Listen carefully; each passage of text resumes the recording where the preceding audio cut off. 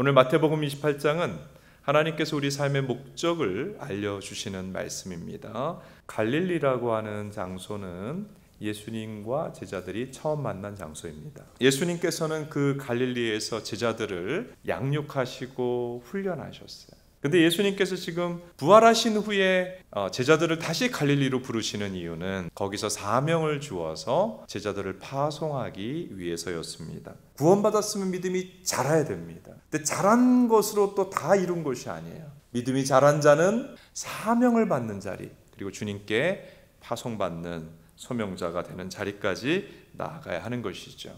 그래서 하나님께서 우리 구원하신 이유는 우리를 사명자로 세우기 위해서입니다. 사명자가 된다는 것은 하나님께 보냄받은 자가 된다는 뜻이에요.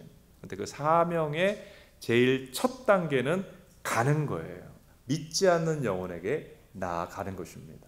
예배는 우리 이 공예배가 마쳐지고 나면 우리 각자의 삶의 예배가 시작이 됩니다. 그래서 예배는 사실은 우리의 삶의 자리로 파송되는 것이 예배의 결론이에요. 그래서 믿음이 건강한 성도에게는 이 영혼 구원과 전도와 선교의 열매가 맺힙니다. 하나님께서 여러분을 택하여 불러서 이 교회에 나오게 하시고 생명의 말씀을 듣게 하는 이유가 무엇인가? 이 말씀을 나가서 가르치라고 말씀을 듣게 하는 거예요. 그냥 어떤 사람을 교회로 데리고 오는 것으로 그쳐서는 안 되고 세례를 줘야 된다. 세례는 어떤 한 사람을 성부, 성자, 성령 삼일체 하나님과의 교제 안으로 들어오게 하는 거예요. 그리고 세례라고 하는 것은 성부, 성자, 성령 하나님을 주인으로 모시고 그 통치를 받는 삶 안으로 들어가는 거예요. 제자 삼는 또 하나의 방법은 20절에 말씀을 가르치라 그랬습니다. 근데 가르칠 때 뭐라고 그렇게 말씀하셨냐 하면 내가 너희에게 분부한 모든 것을 가르치라 그랬어요. 그래서 성도는 그냥 혼자 믿는 사람이 아니다. 나와 같이 하나님을 믿는 자들을 영적으로 출산해야 한다. 제자를 출산해야 된다.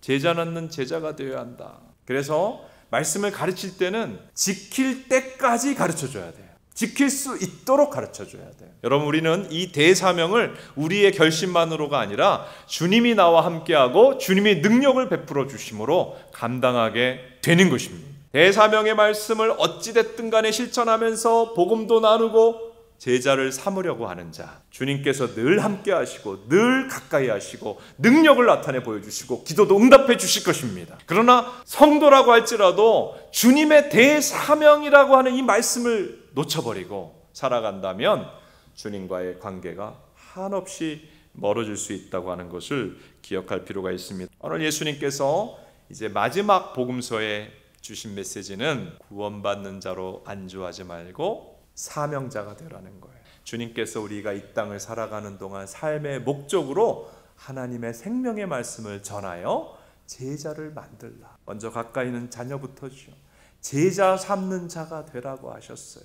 오늘 이 말씀, 이 사명을 붙잡고 살아가며 주님께 영광을 돌리게 되는 저와 여러분 될 수 있기를 주님의 이름으로 축복합니다.